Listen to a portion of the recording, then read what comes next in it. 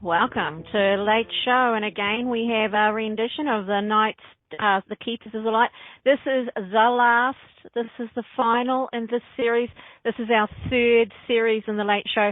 I will be taking a few weeks break after tonight for the Late Show, and it will be reappearing on another day at another time slot, just so we know, and I will talk more about that at the end of the show. But in the meantime, the final of the Keepers of the Light, we're looking at the Knights-Templar, a really fascinating crowd. They had a couple of 100 years of reign with a lot of power, and I do mean a lot of power.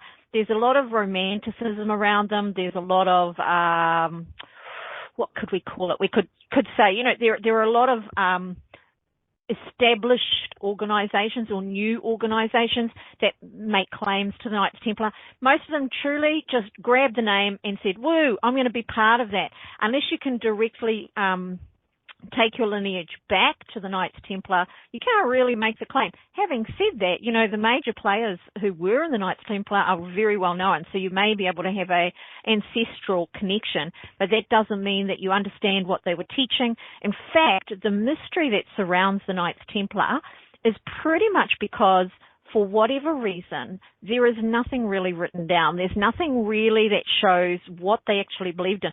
And so because of that, well, actually, for whatever reason, the reason being that the church basically probably burned everything when they took them down. So let's start at the very beginning and where they got their name from. They were named basically the Knights Templar based on the fact that they initially ensured that they had domain over or worked within the space of Solomon's Temple, and their name is for that temple, named for Solomon's Temple. Even the very fact that they wanted to go there, that they wanted to have a part of this, suggests there's something else going on here. While we will talk about the fact that they were knights, they were warriors, they were fighters, we also move past the idea that they were just representing the churches of the day, the Christians or the Catholics. They definitely held their own space or developed their own space. They really were looking to be a protective force for the Western immigrants of the day. And please note, the Western immigrants of the day were piling into the Eastern Bloc, not the other way around. So let's have a look at what went on. We start with Pope Urban. He had a bit of a money dash along with 300 or 400 other Christian leaders and royalty. They were after something the East had that the West really didn't. And we can recognize the irony of that because the same is going on today, that whatever they've got, somebody else wants, and because they want it, they just pile on in there and blast the hell out of them. But we're going back to a very different age. We're going back to just post-Jesus. We've got all of this Christianity pouring outflow from the Eastern Bloc. This is where it all happened. It happened in Palestine. It happened in Egypt. It happened in Iran. All of these countries are where it all happened. And it was a thing that was also, religiously speaking, something that the West laid a claim to. Because it happened there, they decided we've got a right to that because we've taken Christianity on for our own. And I think that's amazing all on its own, And so Pope Urban decides there's a few things going on. This is medieval times. There's not enough money in the West. The church is spending money hand over fist, and Martin Luther, he's running around and he's saying the church is bad, and he starts up his own Lutheran denomination to step away from. He's battling the church. He's saying Catholicism is ripping you off. He recognized, as an amazing scholar, a brilliant mind, he recognized he was also moneyed and well-trained in Catholicism. He was trained to be a priest, but he recognized that the lies were being made to the community, that instead of the churches now being, supported by and protected by royalty, they were now equal with royalty and higher than a lot of royalty. So the royals across Europe were stepping this fine line, and it became this, it was just pure power.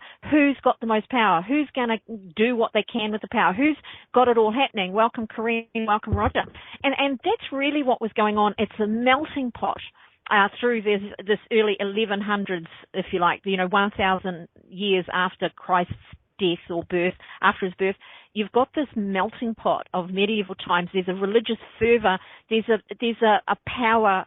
There's a power drive. For the first time ever, religion in the West has status because it didn't have it before. it was a broken up number of different, individual temples and individual rites, very much a pagan society. And now we've got a group that is saying, we count, and you're going to listen to us.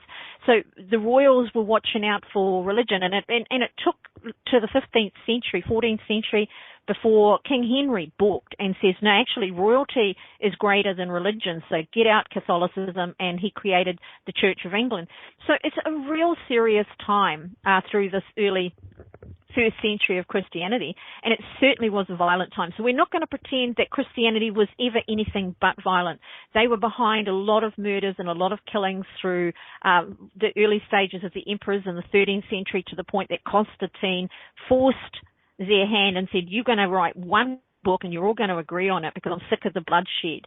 As a leader for him, having peace in your community, a Roman emperor, no less, he understood that peace is what you need to have your country working properly, and you can't have religious disfavor. Before Christianity, all of these different, the Greeks and the Romans, they had their own churches, their own temples, I should say, for Aphrodite. They would go to maybe 5 or 6 different temples on different days or at different times, calling on the different gods and goddesses and deities of their time. And Muslim and the Eastern Bloc was the same. Back in the day, they had what you called non-denominational temples, and the temples were temples, not churches. It's a very, very clear distinction. And so what happened back then was that it wouldn't matter if you were Muslim. Muslim was really just asserting itself at the same time as Christianity. They both had a Christ belief. But you had Jainism, you had the Sufis. The Sufis were very much the order of the day, who said, here's our temple. It doesn't matter what you believe. You can come and use our temple and pray to your God. It doesn't matter. It's a place of belief. It's a place of worship. It's a place of community. And when you think about that, it's a lovely thought. I'm always drawn back when I talk about this to a friend of mine many years ago, wanted to get married to a Catholic girl, and they had been told, he was Anglican, she was Catholic, and they said, you can't get married in a Catholic church unless you're a Catholic. And I never forgot that. Now, he converted because he didn't care. The truth was, she didn't really care either. So my whole thought at the time was, why bother with all of that palaver? Because essentially you're starting a marriage based on a lie. Neither of you have enough strength of belief, so it's to make the parents happy or the grandparents or somebody else. So it's this kind of interesting energy that's been around for so many thousands of years now.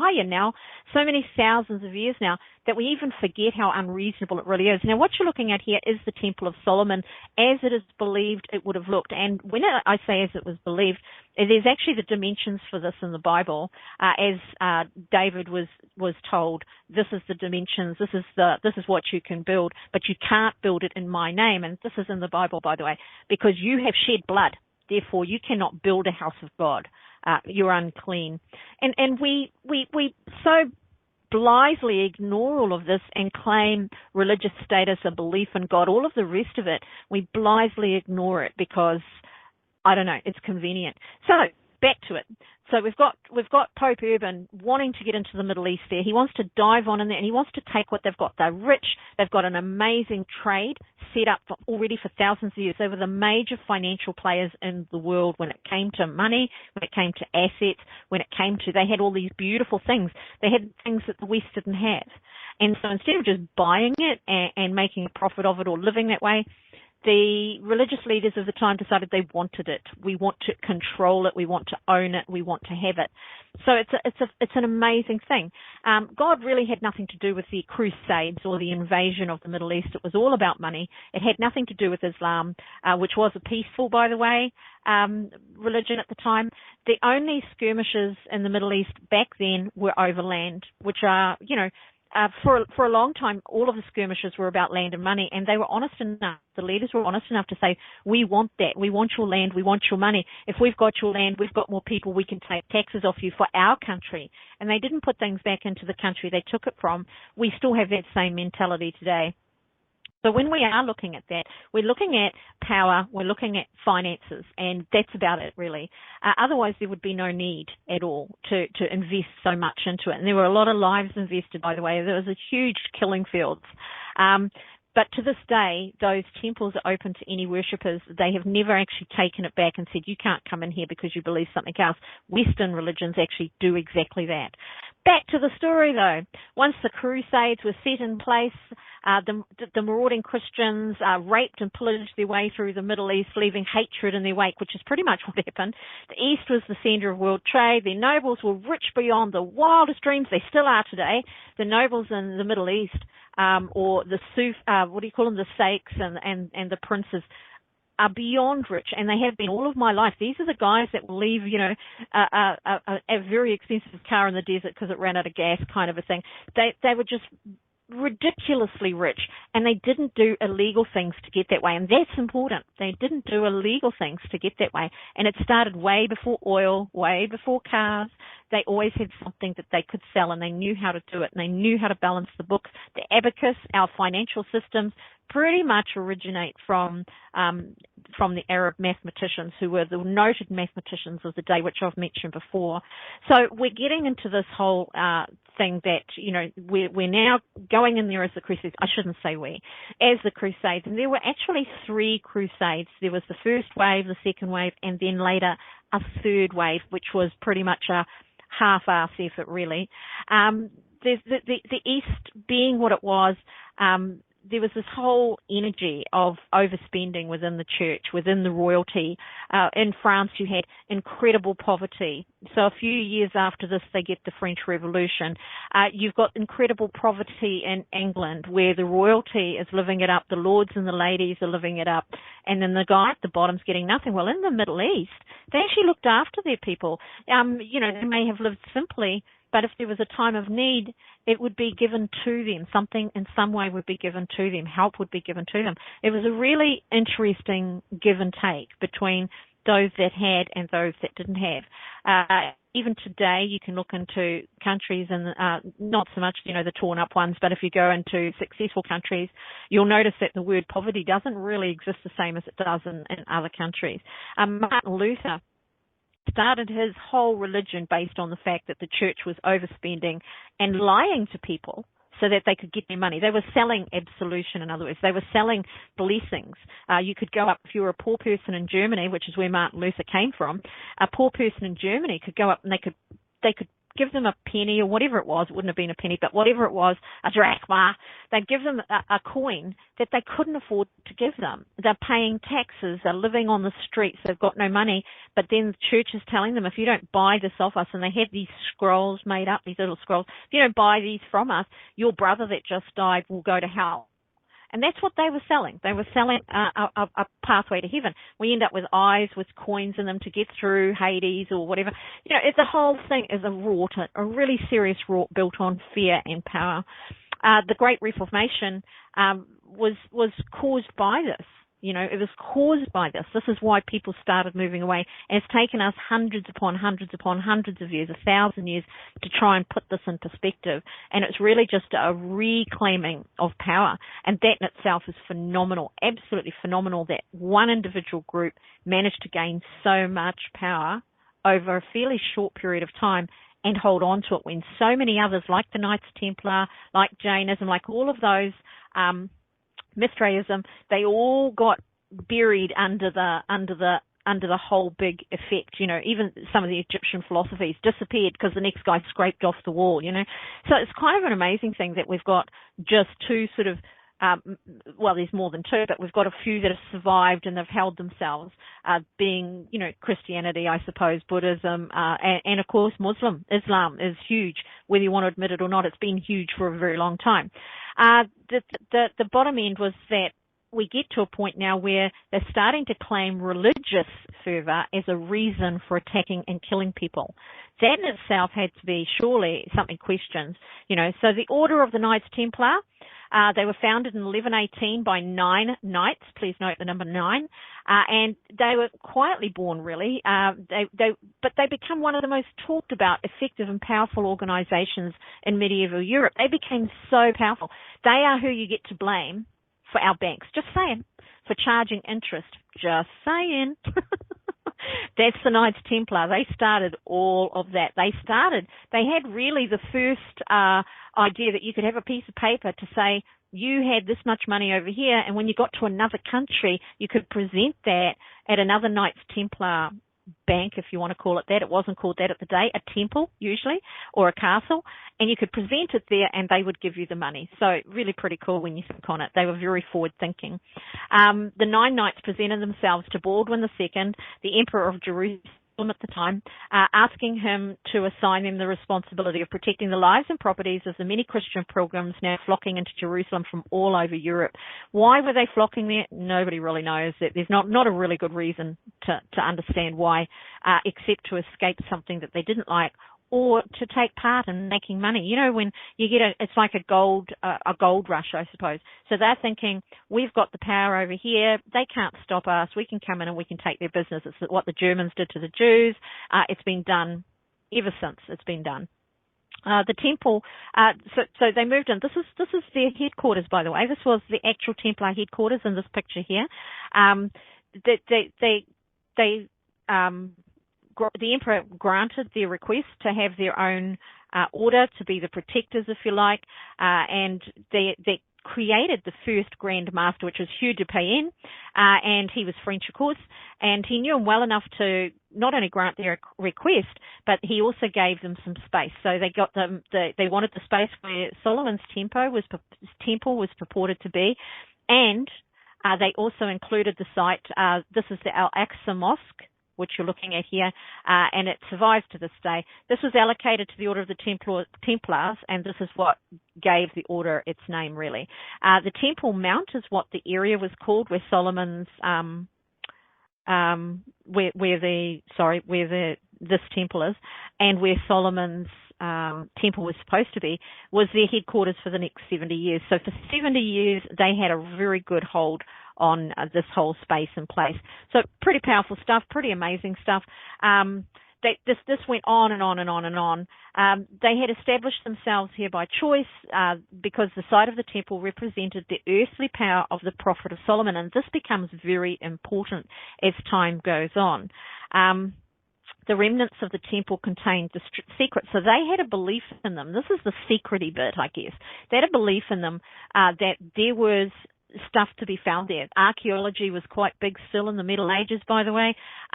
Things were a lot more close to the surface when you're talking about sand and dirt and stuff. What we're hunting down 50 feet for now, or 10 feet or 20 feet for now, would have been close to the surface back then. And so it's been long held a belief that there was some kind of knowledge that they had learned in the years being as part of the Crusades, the First and Second Crusades, by the way, and having been residing in these countries, they started to alter these 9 men, how they looked at what was what. Now, they were Christians, but they were now looking at the fact that they didn't think Jesus was the end-all or be-all. They were Joanites, and I don't know if you've heard of that, or if you've he can run out and go fishing. So they were really focused on something a little bit deeper, and we get that, we understand that, because they could have gone home, they'd have been rich men, they'd have been fine, but they decided to do something different, these 9. So that means they had a conversation, and out of that conversation they decided to stay here, form this order which we come known as the Knights Templar, protecting the pilgrims and the Holy Land. So it's an interesting thing. They've spent years in the East, and they can't help but being influenced by something deeper than a Catholic take, I suppose, on Christianity. The Catholics, and specifically the Catholics, were running at that time some very cruel practices. The Inquisition was coming. You know, it was going to be underway if it wasn't underway already. There was torture afoot. There was some horrible things going on. And if we were to look at that today properly, we would be offended by the very nature that it's considered to be God's calling, if you like, you know. The real task for the 9 knights, presumably, was to carry out research in the area. And this is evidence. They've found evidence that they actually had an archaeological dig on the site of Solomon's temple. Now, they could have been looking for anything. I mean, we know we've got all of these mysteries, don't we? We've got the Holy Grail. We've got the covenant of the Ark. We've got a whole lot of stuff going on. We've got a whole lot of interesting things that people want to find. The writings about them, the texts, the books, they're all there. They're not hidden or lost yet. They haven't been dumped out the back door somewhere.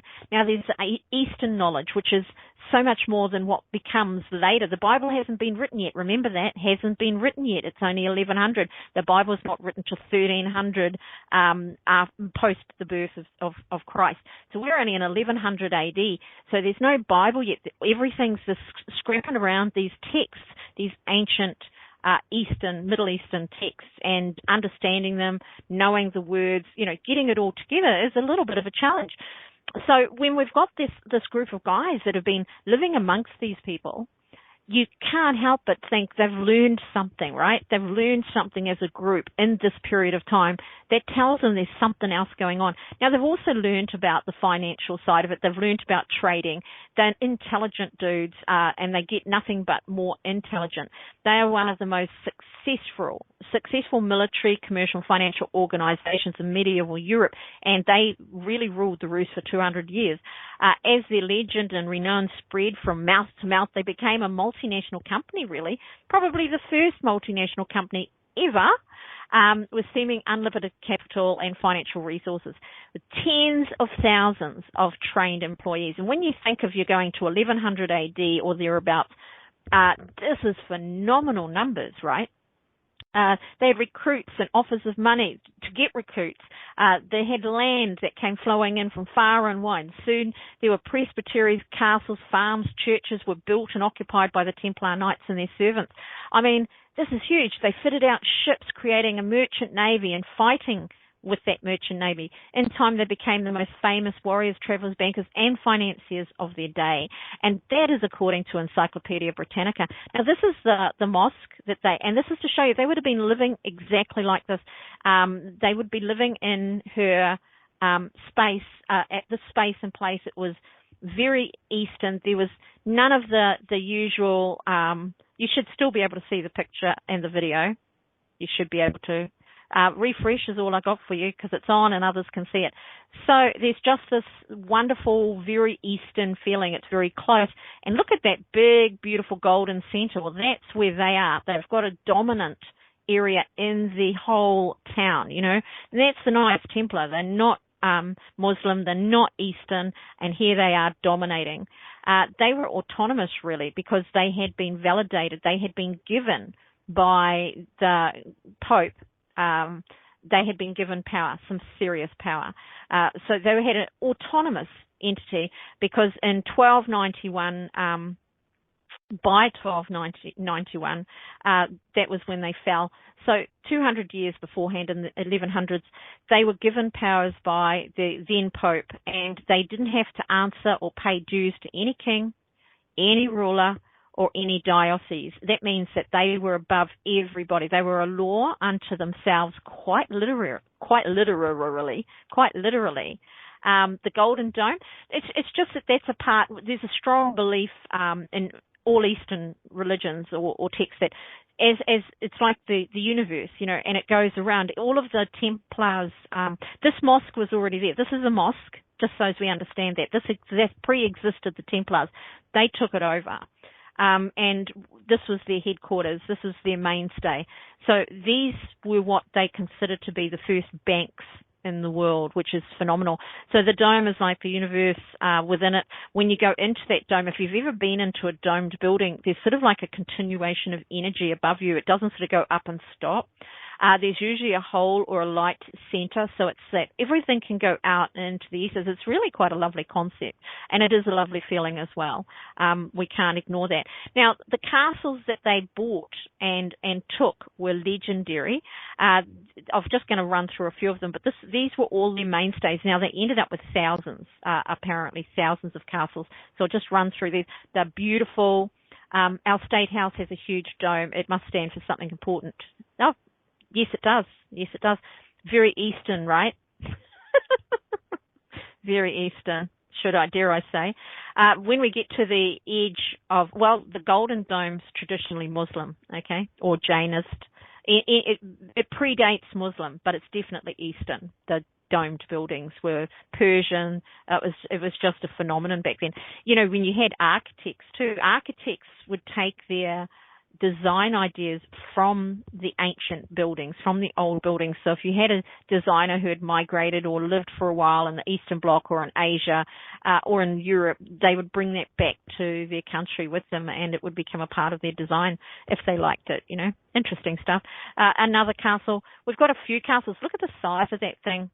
I had the names, and then I just thought, it doesn't matter, because we don't know where they are really. These are all in the Middle East, and it's what they did. They did it in Ireland. They did it everywhere. When the Europeans went into a country, they built castles as a show of strength, as a show of that everybody for miles around can see. So it's really stamping your mark, if you like, on a country. And that's just a ruin of one of the castles owned by the Knights-Templar. Just a phenomenal, huge thing when you start looking at it. They were minting money before we could call it minting, I suppose. But let's have a look at where we are at with them. They controlled the shipping routes from Europe to Palestine used by the pilgrims, but all of these constituted just a fraction of their overall activities, really. They had entered the scene as the Knights Templar were called by the Pope, named poor fellow soldiers of Christ, by the way. No description could have been less accurate, really, because amongst their ranks were found the wealthiest people in Europe, leading bankers from London and Paris. This is before banking was banking, where really what banking was back in the Middle Ages, it wasn't for everybody. It was really just for the rich dudes, and it was money getting carried physically from place to place. They had promissory notes, if you like, that represented the money in the vaults, that a rich person would go along and buy something, and it would be just said, right, you've bought it, and that other person that they bought it off would go and get the money. They would have that money. So it's kind of an interesting way that it worked. But that was all very localized. They had customers with, Blanche de Castile, Alfonso de Poitiers, Robert of Artois. These are the rich and famous of the day. Finance ministers of James I, Aragon, James I of Naples, and the chief advisor of Louis VII of France were all Templars. And this tells you a big story. They got the run that they got because they were powerful. And when you're powerful, people are drawn to you. They're drawn to what you want or what you need, or, they're drawn to, well, the thing is that it's very old, and so it's just a picture, but it's an original coin. It's one of the coins. This is the medal that they've got here. It shows part of their sanctity, part of their dogma, part of their initiation. Was the two knights riding the same horse was part of their symbology along with the cross, and it was to indicate that they shared everything, by the way. That's what it was to indicate. They were probably our first socialist Republican-style government, except that they were never a government. They were very socialist, though, and therefore later on we have misunderstandings, and I'm going to get into that to talk about why or what happened there.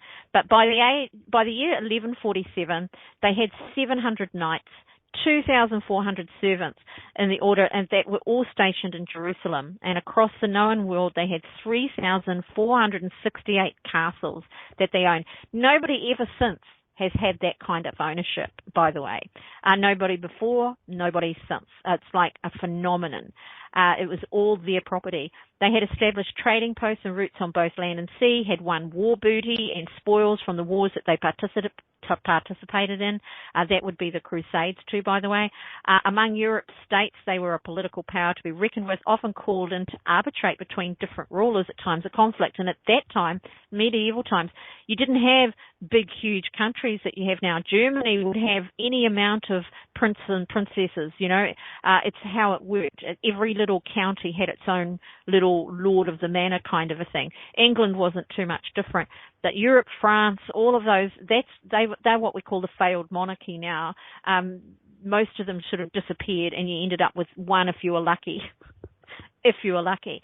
And then the countries became, this is the king of the country, whereas it used to be of the county, pretty much. That's how it was.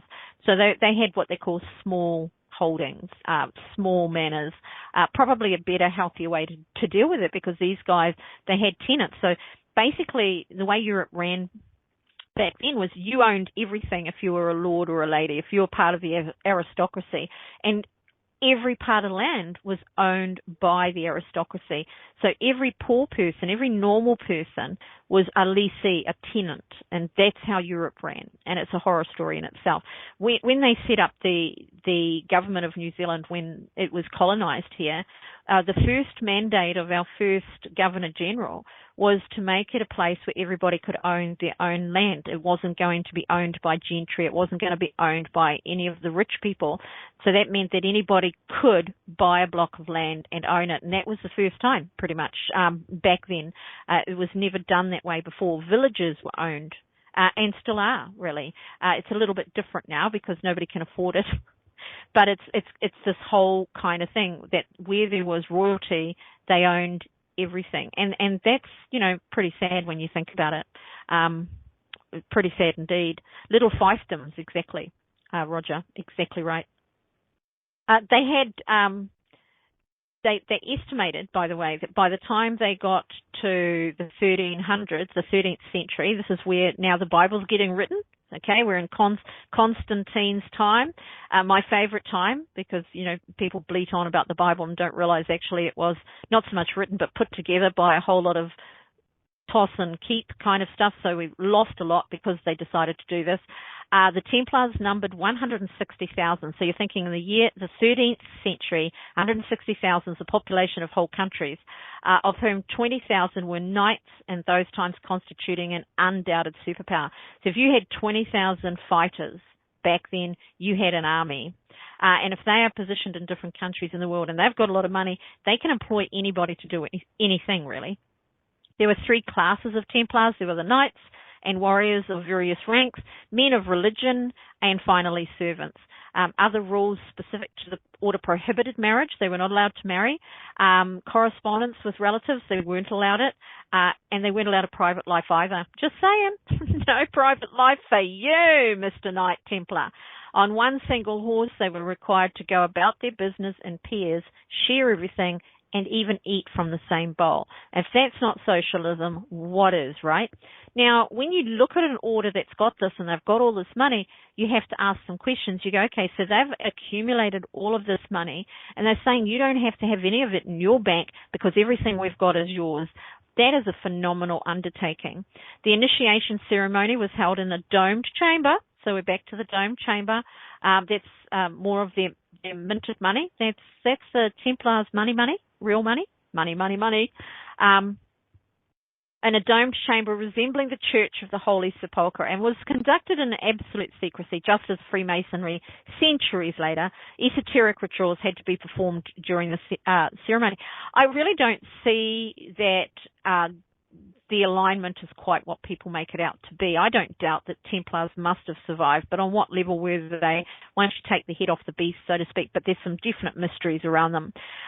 It had to be in a domed chamber. So this is a temple built by, a church temple, whatever you like, built by the Templars. They gave us a whole new genre of architecture, by the way, and you can see it doesn't say that they had to be celibate. You can read, actually, the rules that were given to them. Their rules and their mandates were given to them by the Catholic Church. And so when they made them an organization and recognized them, that was sort of the beginning of the end for them in one respect, but it gave them all that power in the second respect. In fact, it was really just France that struggled with them. So we'll talk about that a little bit later. I was going through the cards and reading money, just as you said it. Woohoo, timing.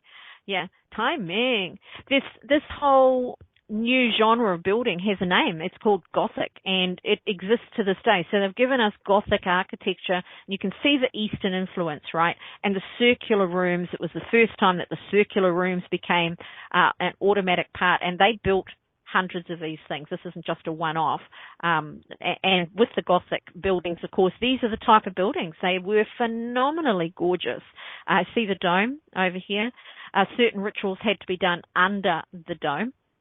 The initiated ceremony, there was an article entitled Templier ver Maison la, which would have been mispronounced in some disgustingly awful way.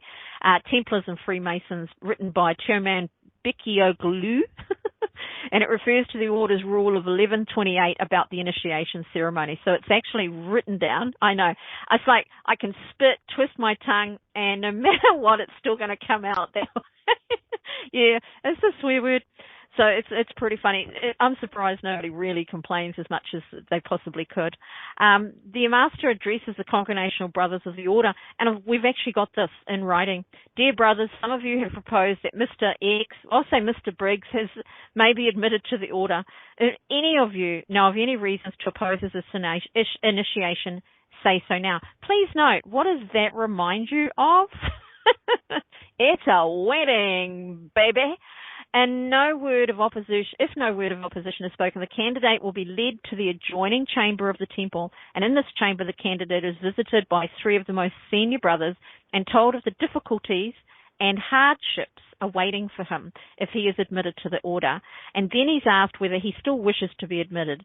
If his answer is affirmative, he is asked whether he is married or engaged to be married, has links to other orders, or is indebted to anyone. You weren't allowed to become a Templar, a Knights-Templar, if you had a debt, by the way. Is that interesting? No debts. You can't be indebted to anything, religious, financial, nothing. You have to be of good health, so you can't be decrepit and go join up, and whether or not you're willing to be a slave or are a slave. You couldn't come if you were owned by somebody else, which is another interesting thing, because slavery was kind of out there back then. If his answers to these questions complied with the requirements of the order, the senior brothers will return to the temples and say, are you ready? We told the candidate of all the hardships awaiting him and our conditions of admission, but he insisted on becoming a slave to the order.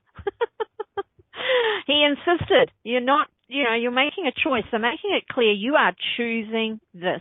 You're coming in eyes wide open. You must not seek admittance. And then, of course, they would go on to say, I'm missing a bit. Brother, you are asking much of us. You have seen only the facade of the order, and you hope to acquire pure blood horses, honourable neighbours, good food, and nice garments. But are you aware of how hard our conditions really are? And proceeding to the list, they list the difficulties awaiting the candidate, right? They just read them off. Suffer, suffer, suffer, suffer, suffer. But you'll have a nice horse. You must not seek admittance for wealth, nor for status. And this is like a very hard line that they're taking. The Templars started out living poor and living a life of devotion to the scriptures. But what scriptures now becomes very questionable. Exactly what scriptures were they looking at? It seemed to me that they had a very broad idea. Now, you do know what a Johannite is, right? Do you all know that? Or we could get there, I suppose. I'm pretty decrepit, says Roger. Finally, he gets it right. So do you know what a Johannite is or what Johannites are? Because this is a basic of the Templar belief system. That's John the Baptist. So people, and it's a religious order or it's a dogma or whatever you want to call it, a philosophy that exists to this day. It is a machination and a manipulation. John the Baptist was the man, not Jesus. Are we ready for that? Are we understanding that? John the Baptist. He was a known prophet who was wandering around the countryside telling people of this wonderful thing. He said there was going to be a teacher coming, not a ruler, a teacher coming. He predicted that. So he was a known prophet. He was held in high standing, and he was the Baptist, right? So he grabbed people, shoved them underwater till they nearly died, and he yanked them out. And at that point, they would have an epiphany just before they died, basically, just before there was no air to be had. So he was forcing a reaction. He was forcing the brain to do something. He was tipping it into another space. It's a very interesting thing that he discovered, that if I take you to that point, and he would hold you under the water as an adult. They did not do this to babies, by the way. As an adult, they would hold you down under that water, grown men, not teenagers, not children, grown men, grown women, and he would hold you under that water till the bubbles stopped coming. When the bubbles stopped coming, he would haul you up and you would breathe, but you would have had this oxygen-deprived brain. When we've had an oxygen-deprived brain, we've all talked about your life passing before your eyes. If anybody's had a near-death experience, and I've had a couple, there's a moment of total clarity. And that's what he was getting for these people. He was offering them this moment of total clarity. That's it, auto-asphyxiation without the erotica. bang, my mind went there just like that. Did you see how fast it went? Wee-loo-lee-loo. So what he was doing was providing this amazing experience, and he was adept at it. He was so good at it, other people couldn't necessarily do it. It takes a lot of fortitude, doesn't it? And a lot of understanding of life, I guess, to hold a person under the water. Do you think you could do it? Because I know I couldn't. As soon as they started kicking and screaming, and well, unless I didn't like them, as soon as they started kicking and screaming, I might just let them go. It would be easy to bring them back early because they're going to start kicking. They're going to start screaming. They're going to start pushing. There's a total trust on the side of the recipient to let this guy do this to them. They've just watched him do it to other people as well. To let this guy do that to them and trust that he's going to bring you up and back out and allow you to live because he's in total control. There's a moment where you can't do it for yourself. He has to lift you back up. It's not a 5-second dump and hold your breath. Okay? Really amazing stuff. So John the Baptist was lauded. He was revered. There's not enough that we can say about them, for them, or to them. It's just a phenomenon, an amazing phenomenon. And it is well accepted by historians, baptized Jesus. He was a teacher of Jesus. And so this man was revealed, and Herod, unfortunately, became like the bad guy in all of this. But we'll catch up with that later. So I just wanted you to know what a Johannite was, because they were definitely Johannites.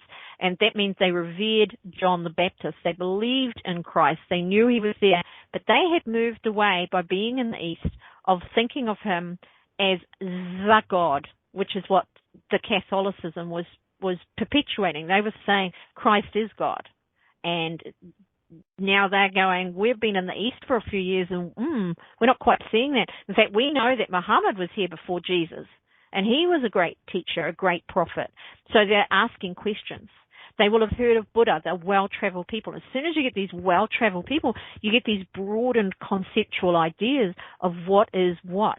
Okay, then they're understanding. We may live in Europe and we may have spent the last 1,000 years being told about Jesus the Christ. Then we come here and we realize he was Jewish, he was Palestinian, or he was one of these people. He wasn't one of us. He wasn't the white guy, just so we're clear. He wasn't that guy. So now we've got this whole different view on things. And Jerusalem, the Catholics wanted it so bad, the Christians, I should say, wanted it so bad, and they wanted it because it was the center of their belief, but it wasn't the center of their nation. Really, really powerful when you start looking back on that and realizing we're actually, not us today so much, but we're actually devoting ourselves and our belief to a foreign national. It's not a French dude. It's not an American dude. It's not an English dude. It's not a Spanish or Italian dude. But in actual fact, it's somebody completely different. And it was just a fascinating thing.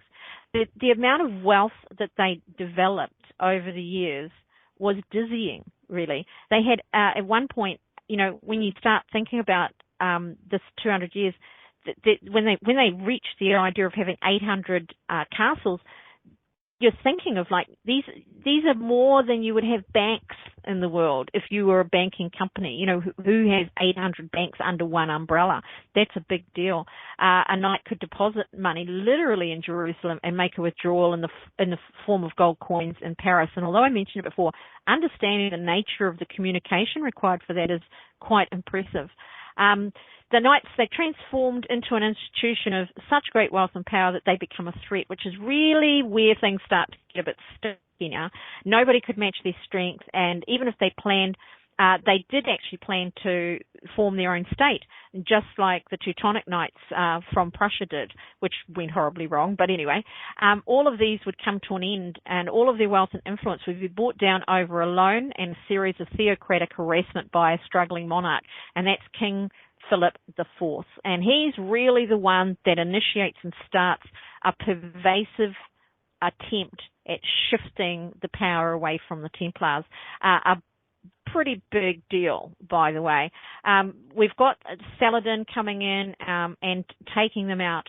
So if you start looking at the fall or the decline, they're forced to go to Europe essentially because they've got the Saladin in the Middle East decides that he wants to get Jerusalem back. He's like, oh, you guys have been in charge for a while. This is our country. Get out. And so he has spent a few years amassing a huge army. And now, of course, the Crusades have wound down, so a lot of the soldiers have gone home. And the Knights-Templar are there basically by themselves with a significant force trying to defend their space within a foreign country, within a foreign belief. It's quite an amazing thing, and they make a few mistakes. One was that they bring on a man called Reynolds, and Reynolds was known in the Crusades for his cruelty. As soon as you get that, you get angry people, don't you? You know, as soon as you're cruel to a race of people, and if you stay cruel to that race of people, you're in trouble, because the day will come where they will get you. They will hunt you down, and they will get you. So when they allowed Reynolds into their groups, if you like, he became one of their top dogs. He'd fought the Second Crusade, and he just stayed behind in Palestine. So you've got to ask, why did he stay behind if he hated the people that much? And it's because he couldn't have that power somewhere else. And so this is the kind of thing, when you get a power in a space, and nobody cares if you kill the Muslims, nobody cares if you treat their women badly, but you can't do that at home. So you stay in the foreign country where you can get away with it. There's this fascinating elements of their styling of how they were going. Well, Reynolds was a bit bad, and so when they went into the fight, he sort of really treated people so cruelly that when Saladin came in, it was the Battle of Hattin, and the army numbered by then about 20,000 infantry and 1,000 mounted knights. The assembling this army stretched to the limit the resources of the towns along the border. In other words, they were thin lines. You know you're in trouble. You've got nothing to back you up. And, of course, it left a lot of towns unprotected and vulnerable. This is with Western populations. The battle ended in a virtual annihilation of the Crusaders. They just about killed a lot of them. Most lost their lives, and every survivor was captured. So there's no getting away now. Among the prisoners of war were King Guy himself and the leading commanders of the Christian army. This is the defeat. But unfortunately, according to the Templars' own records, Saladin, the great commander of the Muslim forces, was fair. Despite all of the cruelty inflicted on the Palestine Muslim population, or the Palestinians, over the previous 100 years of Christian rule, the defeated forces were not ill-treated. While most of the Christians were actually pardoned and basically kicked out, go home, the Templars, who had been responsible for the savage attacks carried out on the Muslim population because of Reynolds, Saladin had the Templars executed, all of them, there, along with the Grand Master of the Order, Renaud de Chatillon. By then, it's 100 years later, the first guy's gone. And both known for their inhumane cruelty, King Guy was freed after only 1 year in captivity in the town of Nablus. So they only killed the cruel guys, okay? They only killed the bad dudes. They let go everybody else. Was there much wealth disparity between the ranks of the Knights Templar? Well, that's the point. No, because they had a communal or a socialist system. So essentially all that they owned, you could have what you wanted. You didn't have to have more money. You couldn't keep anything. So basically you didn't ask for $1,000, if you like, to put in your bank. The bank was the Templars. So if you needed food, they would give you the money for the food. If you needed a horse, they would give you the horse. If you needed a home, they would give you the home. If you needed a room, they would give you the room. There were always two of you working together. You were always sharing food. All of their meals were taken as a group event. So basically, if you needed to eat, you just went to the hall where they were feeding the Templars and you would be fed. It's not a bad system when you think about it. Now, to do this, you also needed to have the wealth. So they definitely had the wealth. There's no doubt about that. Saladin bowls on in. He takes back Jerusalem. He wins it, and that's where they start formulating the idea, not the Templars now, but they start formulating the idea of a third crusade to pile on in there and try and win Jerusalem back. But it wasn't there, so they were never going to be able to keep it. They were out of their debt, basically, and the money to keep them there, their skills, all of that, they didn't win the adoration of the people. You know, they wanted to control them. They didn't want to be a part of them. So it's a little bit of a challenge.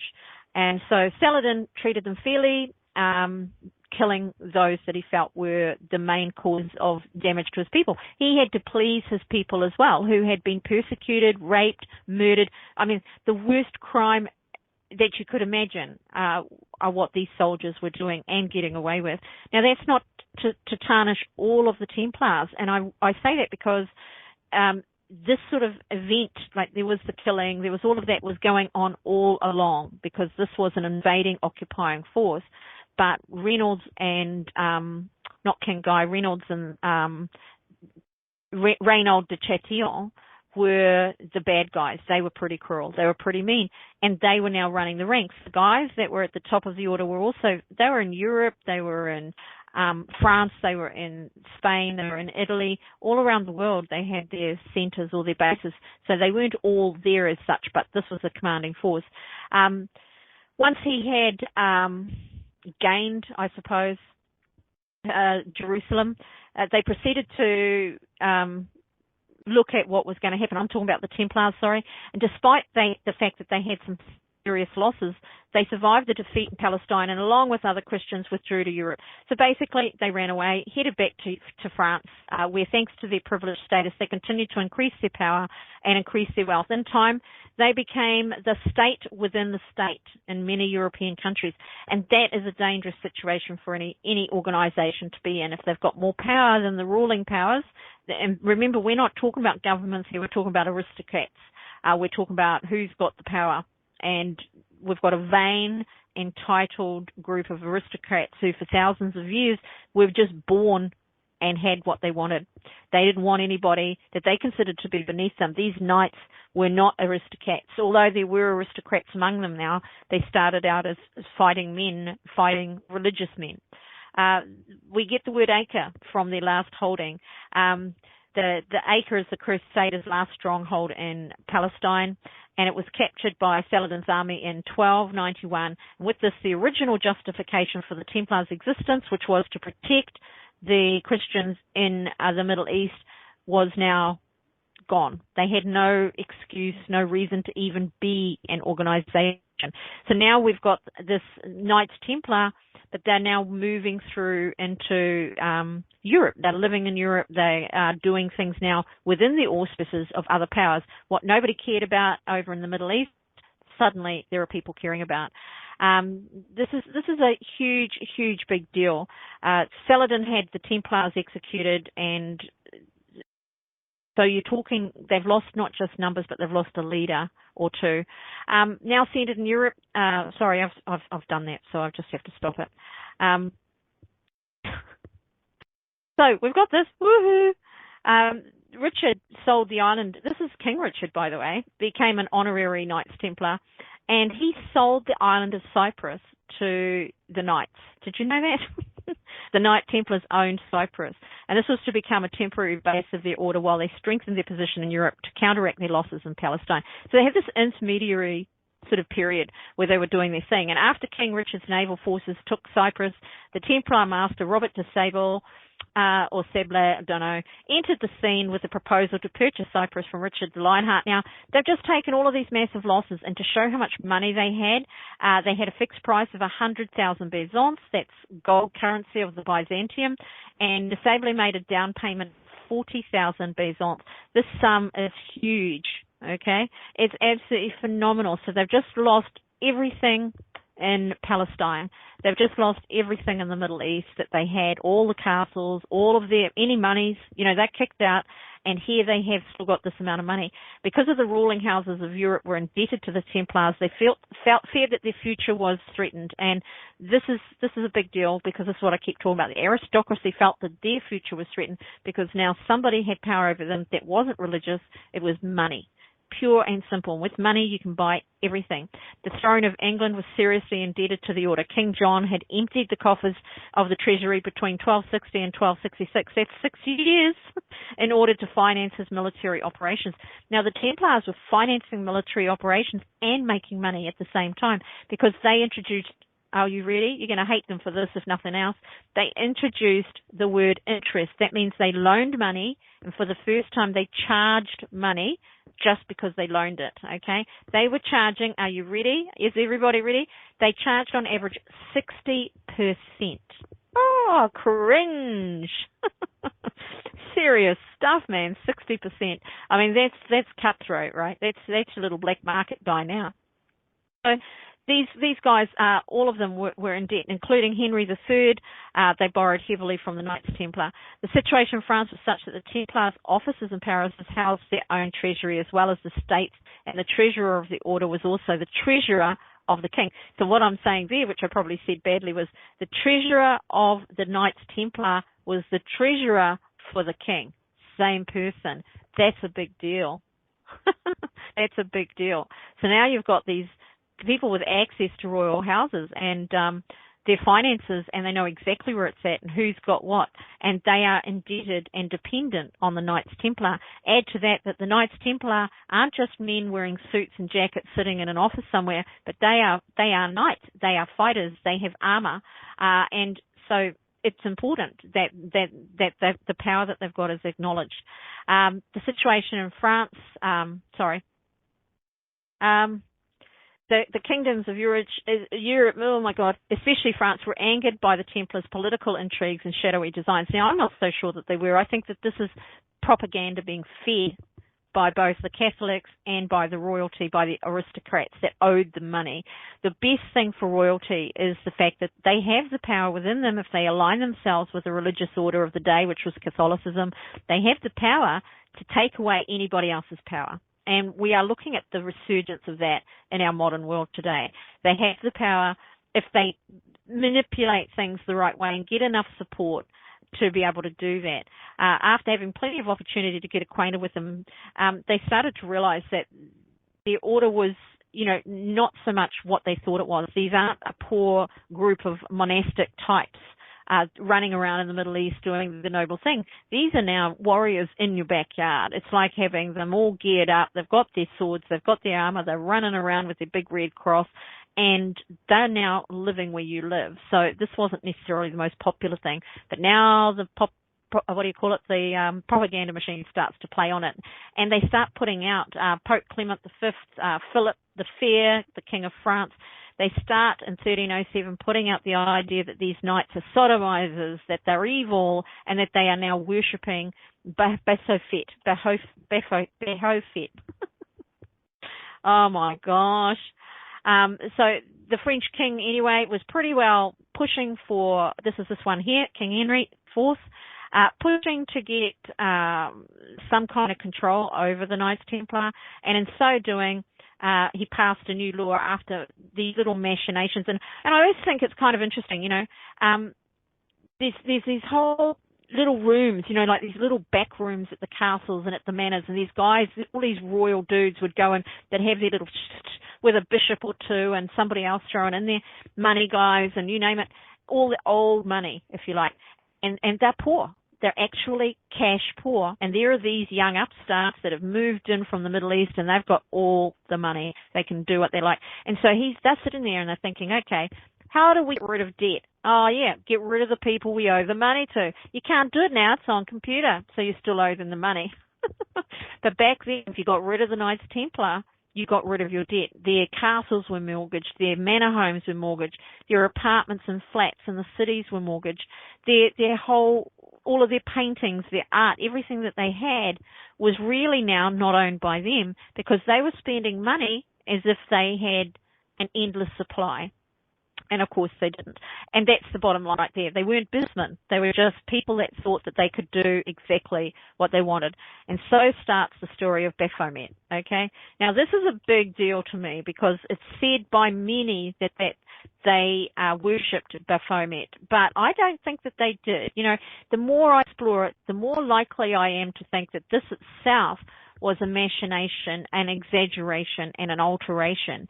And even though the Masonic Brotherhood sort of brought it forward and all these other groups brought it forward, I'm thinking that it was what the Christian leaders wanted it to be rather than what the population saw it as, There's a lot of questions about the word Baphomet because it can come from a lot of places. But in 1307, Brother Jean Taillefer of Genet gave evidence, and these are the evidence at their trials. Once they'd been outlawed, all of the Templars were were arrested. They were pulled in. They were arrested and they were protected still a bit in England. Obviously, they would have seen the writing on the wall. Some of them got out. Let's get gone. But now then a question in more recent times comes to, were they really worshipping a devil? It didn't make sense. It didn't make sense then, and it doesn't make sense now. So during the trial of the Templars in 1307, the evidence given by Brother Jean Telfar says, quote unquote, he was received into the Order of Mormont, one of the three preceptories under the jurisdiction of the Grand Priory of the Champagne at Villaine. He said at his initiation, an idol representing a human face was placed on the altar before him. Hugh de Burgh, another Burgundian from the daughter house of Villaine, described how the head was taken out of a cupboard or aumbry in the chapel, and that it seemed to him to be of gold or silver, and to represent the head of a man with a long beard. Hello, can we ask a question about that? Of a long beard. Brother Pierce Darby suspected that the idol had two faces, and his kinsman Ghulam Darby made the point that the idol itself, as distinct from copies, was exhibited at general chapters. That means they had copies of it everywhere, implying that it was only shown to senior members of the order on special occasions. We also have nearly all, these are transcripts from the trials, by the way. Nearly all the brethren agreed that the head was bearded and had long hair, and the Templars, like the majority of their contemporaries, regarded long hair as effeminate. So the length of the idol's hair was remarkable for this, if no other reason. That is written by, are you ready, guys? Noel Currer Briggs. So he may be a rally. Noel Currer Briggs, The Shroud and the Grail is the book that he wrote, a modern quest for the true Grail. According to the most consistent accounts, the idol was, quote, about the natural size of a man's head with a very fierce-looking face and beard. And that's the deposition of Jean Taillefer as well. Roger, you're out. Ding, ding. He went on to say that he could not describe it more particularly except that he thought it was of a reddish colour. Ian Wilson, The Shroud of Turin, is what he wrote, because the Shroud of Turin is a question. Now, I don't know how much you know about Islam, but are you ready? They believe that their second coming, that there is a coming, is going to be a man who has red hair, a gammy leg, and very pale skin with blue eyes. By the way, just thought I'd mention that. So that's a belief that goes back thousands of years. Now, I've speculated in a show once before on BTR, a long time ago on Chris's show actually, that this was actually Henry VIII that they were seeing, because this man was going to change the face of religion, which Henry VIII did, and that he would be a violent man, which he was, and all of the attributes. He had gout, he did have a gammy leg, and he was supposed to be a very big man. So they're talking about these Eastern people with their Eastern features and dark hair, dark skin, brown eyes uniformly, are talking about a man with red hair and a beard and all of the stuff that you can recognize as being something very Celtic of origin, right? Very British, if you like, if you want to go there. Brought in by the priest in the procession of the brethren with lights, it was laid upon the altar. It was a human head without any silver or gold, very pale and discolored, with a grizzled beard like a Templar. So the Templars did have the beards, they just didn't have the long hair. When they talk about the fact that it was considered effeminate, the question becomes, but then hang on a minute, you've got all of these people that are depicting Jesus and the like with long hair and beards, so I'm not too sure how that fits in with this sort of model, I guess. I don't quite understand how that works. The mysterious object at one of the Templars' Paris ceremonies was what we were just talking about there, written by Stephen of Troy. It is possible that the head idol was intended to represent the severed head of John the Baptist, based on allegations that he was revered by the order. So there we go. But they did find this, okay? Please look. It's beautiful. They did find this. Now, this is a possible surviving example on a painted panel found at Templecombe in England. Now, Templecombe was where a whole lot of artifacts and relics were taken. So the Templars were still being protected in England. So as they were being hunted out and forced out of other countries, England said, we're not going to persecute these guys, because they'd fought for Richard. You know, they'd fought for all of the kings, really. They'd protected their people from a number of different countries. And now they know that they're being vilified simply because they were rich and powerful. And because of that, they didn't protect themselves well enough, or they didn't put themselves in a position of understanding that actually years of weak aristocracy in France, which was an ongoing theme for France, by the way, would lead to wimpy, whiny, blame everybody entitled aristocrats. And those aristocrats wanted to borrow the money and not pay it back. In the end, that's what it came down to. So in England, that problem wasn't there. Even though they owed money to the knights, there was an understanding too that they weren't Catholics over there. By now we're looking at, hey, we've got a few different religions. You haven't got the fanaticism in England that you had in most of Europe at the time, in France in particular. Just so as we're clear, the Catholic French population were the ones that were tasked with just about all of our archaeological discoveries. They hold them for the Vatican, and we've got to ask questions. Why would we allow a religious denomination to be in charge of world artifacts that may lead to other information that may be contradictory to what they're teaching? But this is an interesting thing. And there is a question around this shroud, whether this was a shroud, by the way, or whether it was a depiction. But everything seems to point to the fact that there wasn't a Baphomet in the mix here, but a head. And dead heads, it's horrible to say. I was going to show you one, and then I thought, oh no, you mightn't like it. And this is the last known Grand Master of the Knights-Templar, by the way, and it goes into this huge area. But we've got this, I go back and describe that.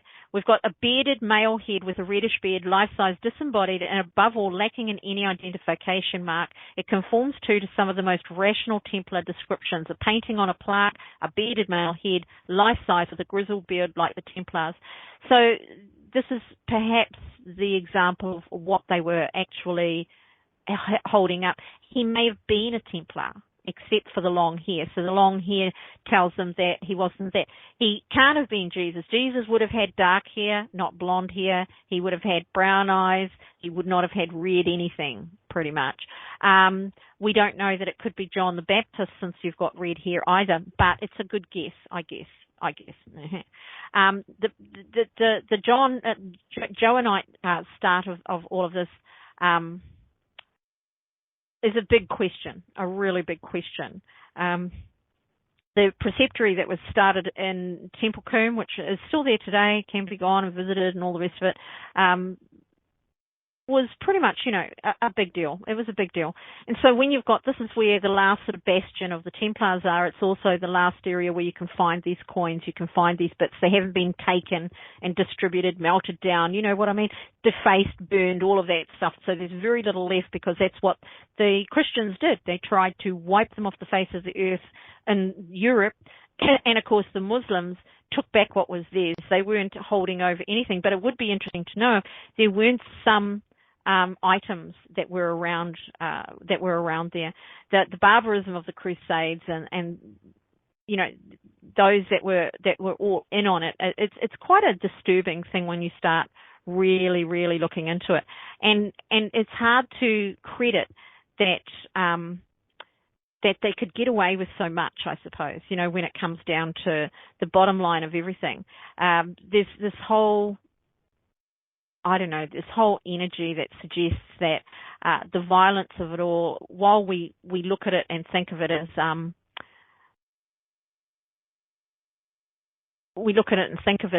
something horrible now, it was rather normal back in the day.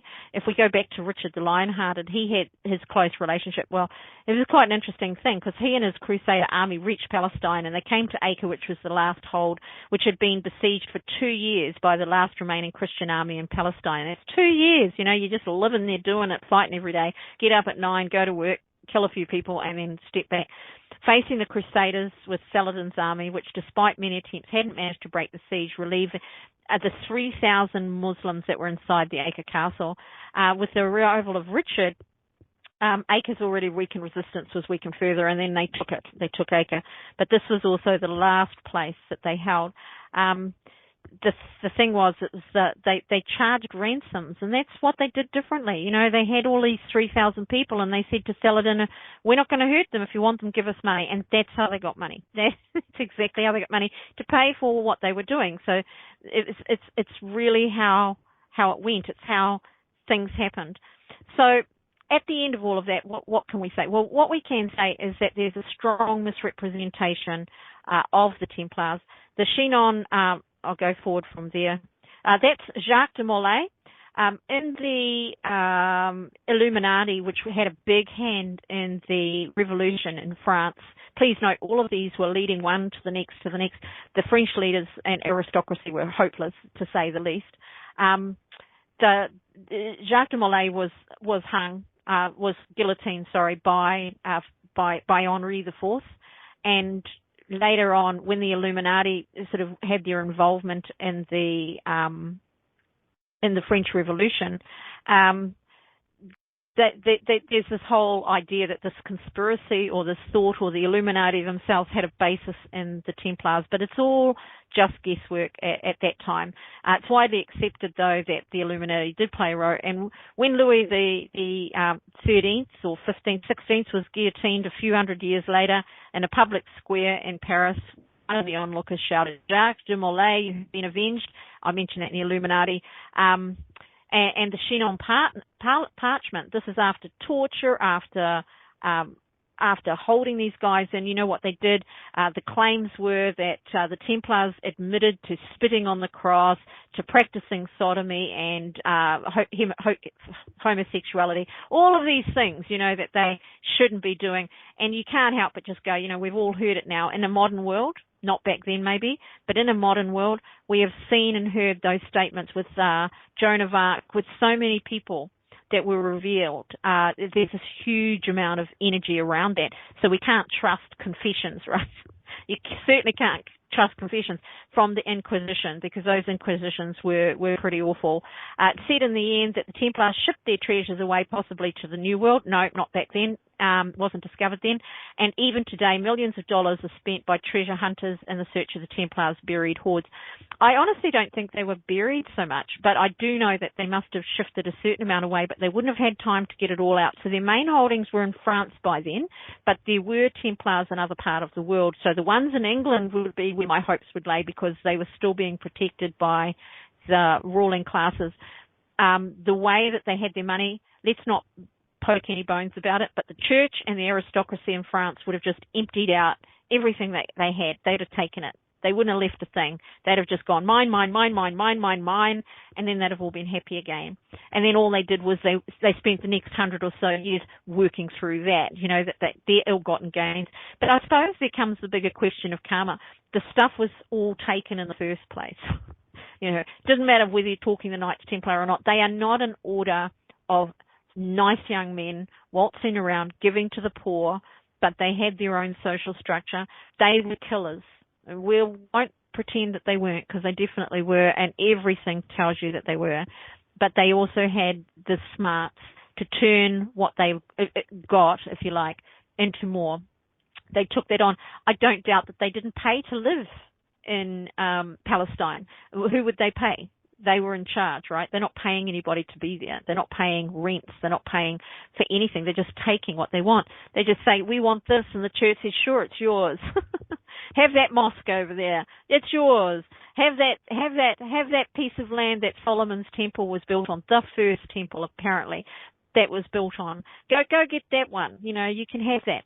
And so they could make money very easily. When they attacked a Muslim leader or a village, they got to keep everything, and that's what they did. That's how they got their money. So they got it in that way. The artifacts, how they got their swords and the armor, where did it come from? Who made it? There's a lot of questions around all of that stuff. But in the end, like when Germany went into France, the first thing they did is they sacked it. They took everything that was worth anything and took it back to Germany, didn't they? Then they sold what they could on the world market, on auctions. They put stuff in massive treasuries. It's what's done, and it's how it's always been done. It's probably how it will always be done. We're here to take off you. We're not here to give to you. We're not here to integrate. We are simply here to to get what we can. So that's the Knights Templar. Now, they didn't actually show up again till sort of like the 1800s, and then some of these records started to come through. Now, I think the records are there. I think to me the intriguing part is that there is a lot more knowledge about the Templars than you are hearing about, because I think that it's probably very reasonable. You know, it's not devil worship. It's not ridiculous stuff. You know, when Herod murdered John the Baptist, he didn't feel good about that. He'd made a promise. I don't know if you know the story, but he'd made a promise to his second wife. He had divorced his first wife, and that was a big no-no. You don't divorce a wife. And so John the Baptist had told him, which means he's hanging around with kings, right? King Herod told him that, you know, that's not a good thing to do. You should not have divorced your wife just because you wanted a younger, more nubile one. And Herod didn't care, and he decided he was divorcing his wife, and he married Herodias anyway.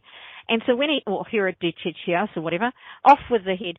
And they're having this big celebration dinner. And of course, in the meantime, John the Baptist is locked up. He's been locked up. He's in a jail, but he's actually a friend of the king. So let's not ignore that little bit. And Herod says to his new wife, I will give you anything. Whatever it is, I promise you I will give it to you. And this moment of largesse, he was probably pissed. And what does she ask for? She asked for the head of John the Baptist, who she knew could potentially be a problem, a thorn in her side when it comes to her taking her place as Herod's queen. If he is calling a moral law about what's going on here. So it's quite an interesting thing. And it is said in the Bible, with a heavy heart, Herod sent his men to remove the head of John the Baptist, and this head was presented to his wife that very night.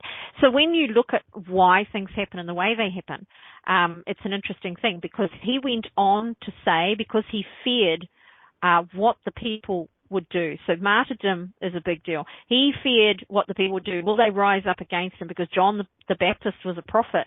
He was a revered individual. He had a lot of standing. And so he started saying, are we ready now?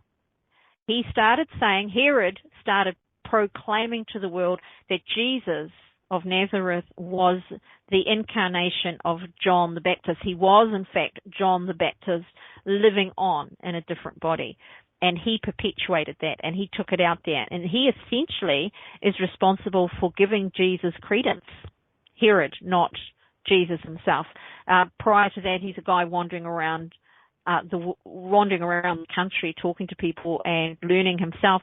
Both John the Baptist and Jesus had been to the Essenes, had learned the ways and rights of their shamanism and their healing and their energy and their cosmology, and, in fact, their astrology, all of that stuff, they had gone and learned from them.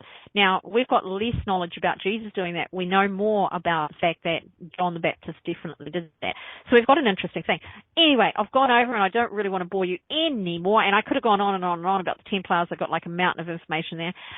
But my new series will be starting in a few weeks. Here is the link. Go and click if you're listening to this in the archives as well, you can go and listen to energy-therapies.IntuiTalks.com shows. But in the shows, you can go and you can click follow. It's dated already. I can't remember what I've put it down for, but I think it's August the 7th. We've got Voices from the Past as our new series. And I'm going to be looking at ancient documents. I'm going to be looking at these beautiful, wonderful writings that have come from the past to us, sacred documents, some of them have become. So that's Voices from the Past is our next series of 8 shows, and we'll be starting that out with the Dead Sea Scrolls. Thank you so much, Roger. That's a lovely thing to say. It will be a new time slot and a new day. It'll be 10 p.m. Sunday night, so it'll be 10 till 11. Or if we go over a little bit, you know, they're only 1 hour shows, because I do realize that this is really late, and I've had a lot of letters of late saying we'd love to come, but, you know, too late. So we're going to that. Our new time slot will be Sunday, 10 p.m. Eastern Standard Time for 1 hour Voices from the Past. We look forward to that, and enjoy your couple of weeks off, guys. Thank you very much. And remember this week, don't be a part of your own problem. Ciao for now.